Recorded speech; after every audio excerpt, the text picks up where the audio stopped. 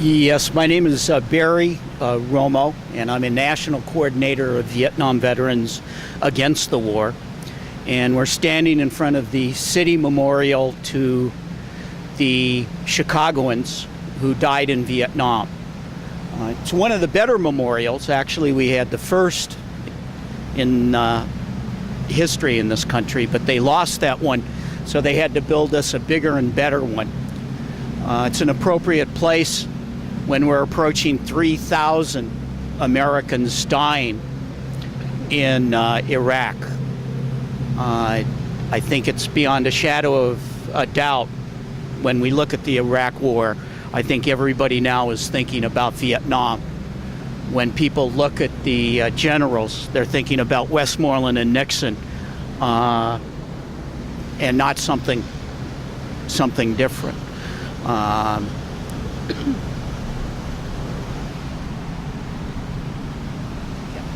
My name is Jackson Potter. I'm a Chicago public school teacher at Englewood High School, and that's how I know Latoyia. I was her debate coach. And standing in front of this memorial is pretty significant because, again, the U.S. is embroiled in an unjust war, interfering with the sovereignty of independent peoples and killing and oppressing them. So I think, it's apt that we're here today to talk about how history is repeating itself and what we need to do to stop it.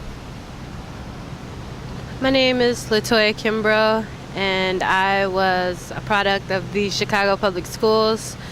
Currently, I am in college. I go to North Central College in Naperville. And that's it. How did you run across us? I met Mr. Potter through the school. He was my debate coach, as he said, and he has turned into kind of like a mentor for me. And I ran across Barry in his class one day. Mr. Potter thought it was very necessary for me to go and come and hear Barry speak about his experience in war and why it's not a good idea for me to go, because I was interested in joining the Navy, and Mr. Potter was totally against that. So that's how I ran across Barry. He was speaking one day in Mr. Potter's class. And you were the head of junior ROTC? I was the head of junior ROTC. I was the battalion commander, and I loved it. I loved everything about the military. Like, the uniform was appealing, and I don't know, I just felt like I would have a place in helping America, because, you have to have pride in the country that you're living in, and that's what I wanted to do. I wasn't your only mentor. You also had I had Sergeant Flowers and Major McEwen. How were they influencing you, and how do they feel now? They influenced me. They told me that the military was good. They didn't tell. I think they were going to support me either way, but they never gave me both sides of the story. And I just got that the military was good, and they brought in the Navy recruiters and told me that it was a good opportunity for me to go. I didn't really hear the negative aspects until I met Barry and listening to Mr. Potter. I haven't really spoken to them since my college experience. I maybe went back to school once and said hi, but that really was it. I've taken trips back to the school, but never really talked to them after. Although you did come back that one time, and we were in the auditorium, you were talking about college to all the seniors, and then they said, Mr. Potter can get you some money, right? Oh, yeah.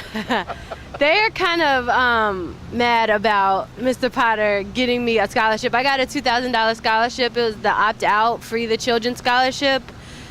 And they were kind of upset that he got me the scholarship. So I guess to get back at him, when I came to speak at the college, at this high school to the students about my college experience and how I'm so glad that I went to college and not the military, they kind of were yelling out, Mr. Potter can get them money. He got you money, right? He can get everybody money.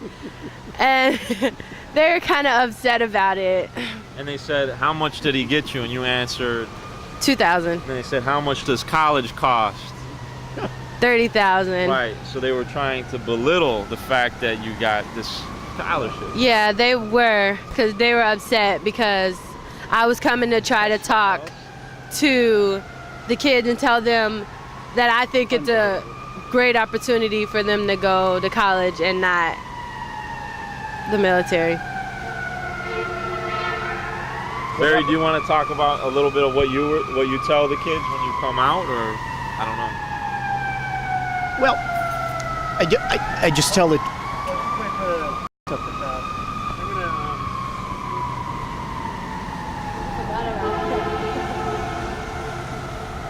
that was pretty outrageous. Yeah. Although I'm That working is. with Sergeant Flowers on some stuff now, and it's okay. Now, I noticed that the major didn't have a CIB, only had an EIB. You know the difference.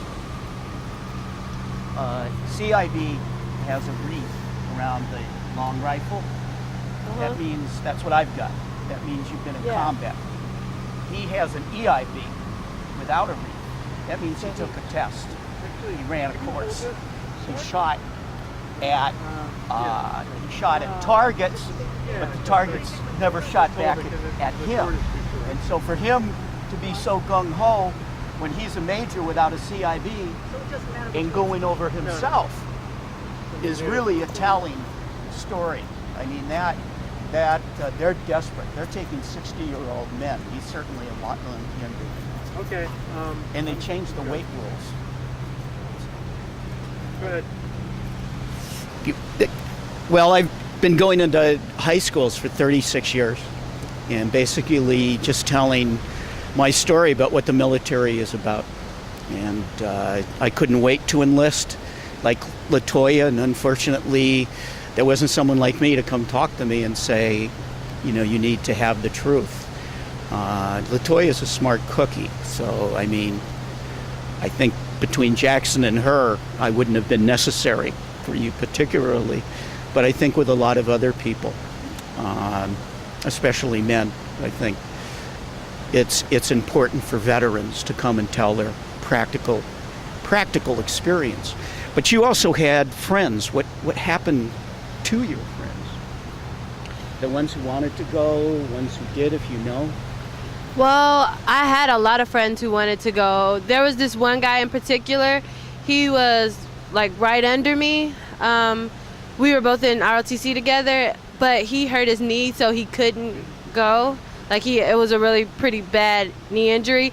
But also I had another guy who wasn't in ROTC, but he went to boot camp over the summer. And I think he enlisted. I haven't really talked to him since then. I haven't really kept in touch, but I think he enlisted. And then there were students who didn't graduate with me but were under me who've enlisted. I think Mr. Potter knows a little bit more about that than I do. Yeah, on my debate team, one of the young ladies, her twin sister goes to Englewood, just enlisted, so she reported to boot camp in June. And then we had a young man who was the brother of one of my debaters who was told by the military recruiter that he wouldn't have to serve in Iraq, and he's going to Iraq in a month. So much for what the recruiters tell you. Latoyia, maybe you could tell us a little bit about looking back on your decision not to enlist. Was that a good decision? Do you feel confident you made the right choice? I think it was a great decision. Like, I'm really happy that I did not enlist. Like, there's so many more opportunities out there. Like, at first, I mean, I really liked the uniform and I really liked the sense that I was helping out my country. But the thing that was at the top of the list that made me want to join the Navy is because I thought they could pay for school. Like, I really wanted to go to college because I was the first in my family. And I just had that expectation of myself that I needed to go to college. But I did know about all the other opportunities that I could get scholarships and have people help me out. And so I think that it was a great decision because I have scholarships, I can get student loans, I don't have to go to the military just to support my goal of going to college and bettering myself. So I think it was a great decision, and I don't regret it at all. So what do you tell these other young men and women who come after you, who, you know, feel like, wow, they'll get to see some action in combat, they'll get out of Englewood, which is, you know, what the recruiters tell them is that's more dangerous than Iraq. How do you convince them that it's the way to go? There are other ways to get out of the community. I wanted to get out of Englewood because it is a bad community, and it's such chaos, and you can't live like that. And so, but there are other opportunities. You just gotta look for them. You gotta really want it. I would just tell them that if you really want it, you can get it. You don't have to go to the military. I think that's kind of like the easy way out for them. Like, they feel like they don't have to work for it. They just go, but then they don't see the consequences of going and being in the military. Like Barry said, it's approaching 3,000 people, 3,000 Americans, 3,000 of our people gone. And I don't think they're seeing that. I think they just see that it's the money, it's a way to get out, and there's other ways. And college is such a good experience. Like, I can't even describe it, like how happy I am meeting new people, having things that I didn't have before. Just, it's great. And you just gotta want it. If you really want it and you're really motivated, you can get it. So right now, besides the 3,000 that are dead, there's also maybe another 9,000 who were extremely wounded. And I mean, you know, losing arms, losing legs, losing sight. This is going to be the greatest amount of Americans with brain trauma because they're living because of the armored vehicle, but their brain is being beat around inside. And so this is, the doctors, even inner city doctors that are in the military are absolutely amazed. And on top of that, there's the wounds that you don't see. And I'm a disabled veteran with post-traumatic delayed stress from Vietnam.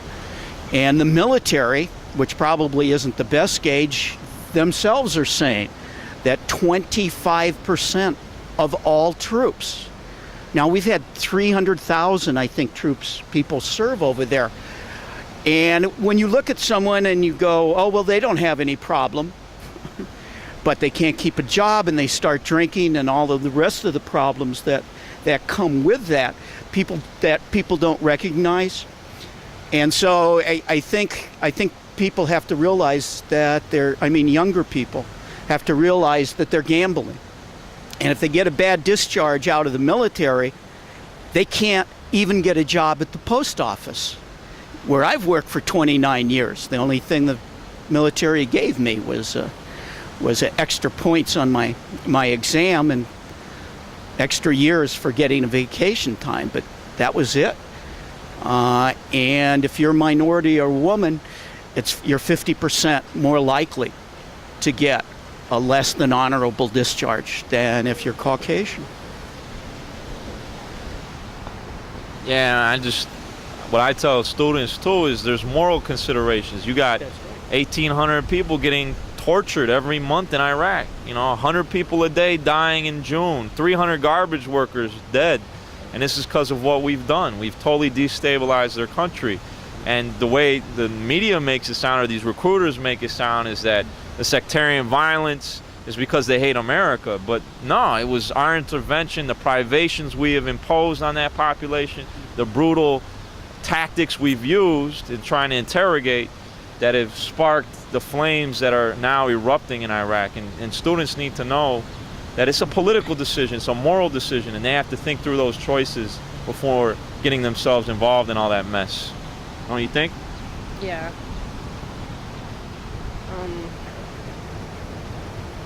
What do you think is now about the war? What do you Yeah. tell us? What I think about the war is I can't even believe it's still going on. Like, it's crazy. I don't understand that we're still over in this country. And they're still sending people over there. Like Mr. Potter said, one of my fellow students' brothers still going over there. I don't understand why we're still going over there. I think it's pointless. I think we need to bring our troops home and stop this nonsense. Like, I don't even know what the president is doing. Like, why are we still sending troops over there? I don't don't think he knows what he's doing. I wouldn't want him driving my school bus, I can tell you. Or carrying my bags. That's right. Got anything else you want to add or summarize or say? Any thoughts? What about your family, Latoyia? Like, how are they? Are they happy? My mom is ecstatic that I'm in college. She's always talking to her friends and bragging about me that I went to college because the recruiter actually came to my house and talked to my mom and was telling them how this is a great opportunity for me. And she was like, I'm not trying to hear that. My daughter's not going into the Navy. She even told the recruiter that she would blow the ship up. Oh my goodness. So they're really happy. My family is really happy, and I'm happy because they're happy. Like, I'm the first one in my family to go to college, and I'm succeeding and doing what I have to do, and I have so many opportunities now. I'm meeting so many people. It's just a great experience, and I would tell anybody. Like, right now, I have students that I went to Inglewood with but were younger than me. They call me, and I'm even going to help Donna. She's going to come to the school and for a week and visit the school and see how she likes it, to see if she wants to come. Because I tell anybody, go to college. It's such a great experience. You can take out loans, you can get scholarships. It's just great, and you meet so many new people that can help you. And if you don't know what you want to do, that's okay. Just go, and you can figure it out when you get there.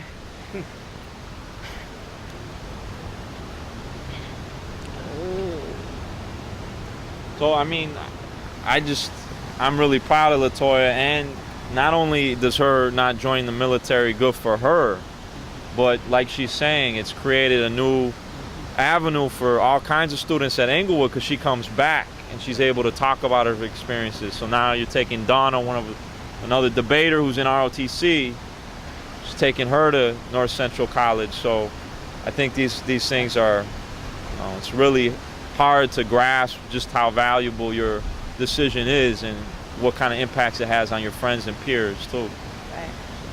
I feel that people like Mr. Potter and Barry have given me like the opportunity, so it's only right that I give other students the opportunity and tell them and come back and share my experience, because there's more coming after me, and I wouldn't even feel right taking all and getting all my blessings without giving some. That's great. That's a wrap. That's great. Give me a hug.